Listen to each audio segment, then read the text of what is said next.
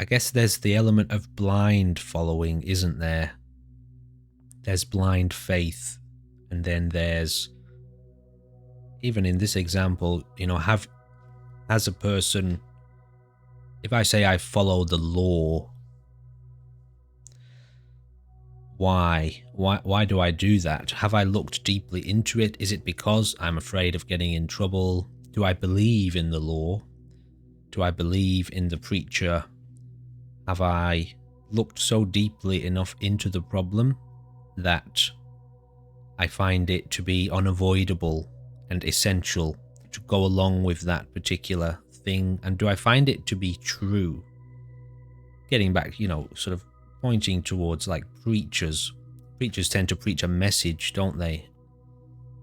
And I think, speaking personally, I would have to know, if I was going to follow anyone, I would have to know whether or not what they were talking about is true.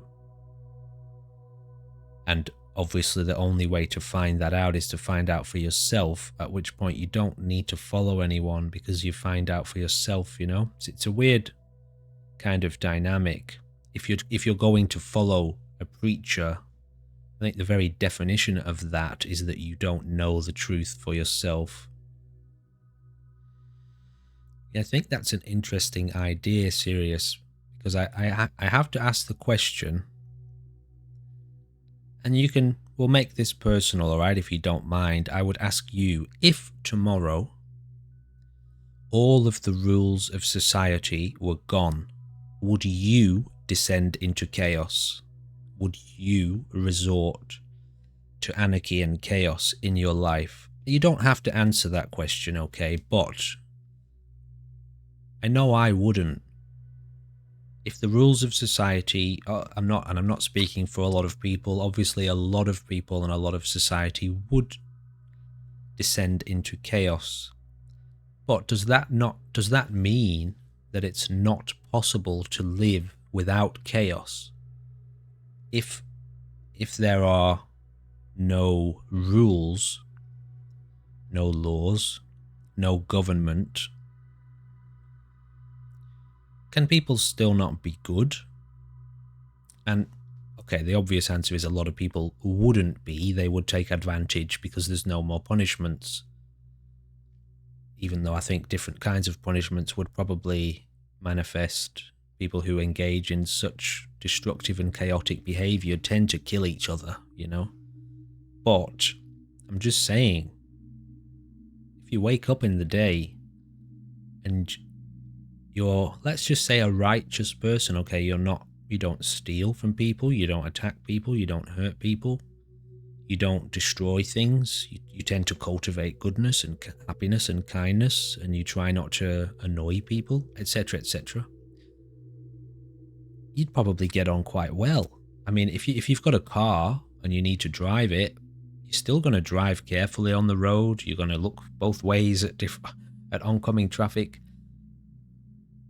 So the rules don't necessarily dictate a good society. And think about it, there are laws and there are rules in society, but people still break them and they still act chaotic. So the rules and the laws are kind of a byproduct. Even though those things are in place, we still descend into chaos in various places in the world. So I think I'd have to say that it would be more important for the person, the individual, to kind of rule themselves, maybe through various kinds of forms of discipline, or just, and I'll say it like this and probably end it, you can say something else if you want to, but I think when you really deeply connect with yourself, you become a good person, or you realize that there is goodness deep inside you. There is also the capacity for evil, and there is also the capacity for destruction, and so you need to be careful. And if you can really honestly see that and learn to walk carefully in life, you're not going to hurt anyone. That would be the last thing you would ever do.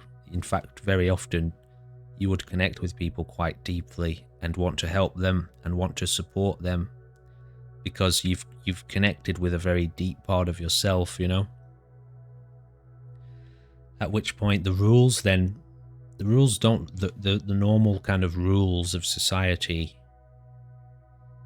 I think you could say you've transcended the need for them, because you're not an idiot, and you are careful enough to govern yourself with true wisdom.